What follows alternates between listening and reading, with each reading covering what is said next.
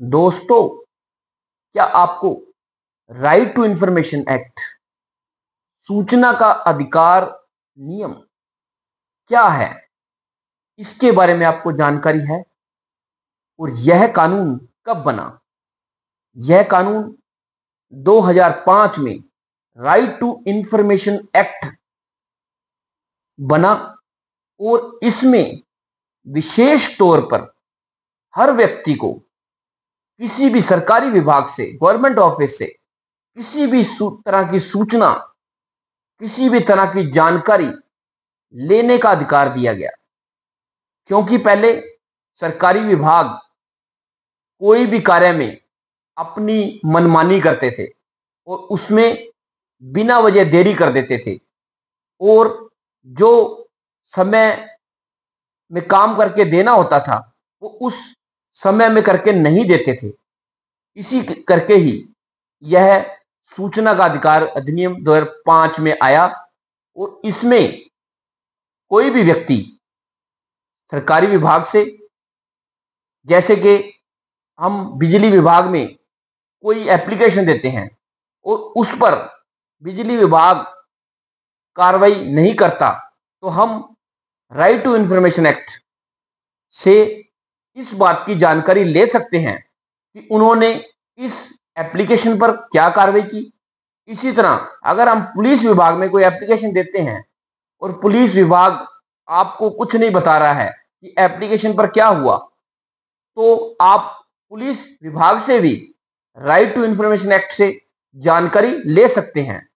इसी तरह किसी भी और डिपार्टमेंट से, जैसे कि तहसील से, एसडीएम ऑफिस से या किसी भी पोस्ट ऑफिस से भी जानकारी ले सकते हैं कि आपके कार्य पर, आपकी एप्लीकेशन पर क्या विभाग ने उचित कार्रवाई की या नहीं की।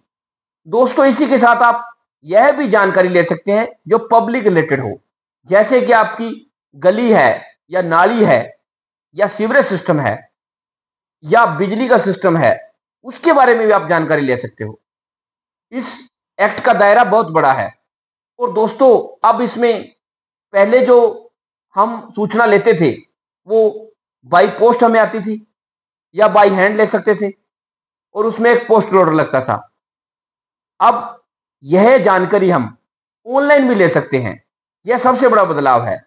इसके लिए हमारी गवर्नमेंट ने एक पोर्टल जारी किया है, www.rtionline.government.in। इस पोर्टल पर जाकर हम यह जानकारी ले सकते हैं। इसमें हमें पहले मिनिस्ट्री यानी कि डिपार्टमेंट जिससे हम जानकारी लेना चाहते हैं उसको हम सिलेक्ट करते हैं। उसके बाद जो हमारी सूचना है उसका सब्जेक्ट सारा हम अपनी किसी भी लैंग्वेज में लिख सकते हैं और उसके बाद उसकी जो फीस है वो भी हम ऑनलाइन भर सकते हैं। दोस्तों, इसकी फीस ज्यादा नहीं होती, 10 से 50 रुपए तक। और उसके बाद हमारे पास एक रेफरेंस नंबर आता है, उसको हम सेव कर लेते हैं और 30 दिनों के बाद तक हमें यह जानकारी उस विभाग को, ऑफिस को देनी होती है, वो ऑनलाइन ही आ जाती है। अगर दोस्तों किसी कारणवश या जानबूझकर गवर्नमेंट ऑफिस हमें जानकारी नहीं देता, तो हम उसकी अपील डिस्ट्रिक्ट कमीशन में लगा सकते हैं।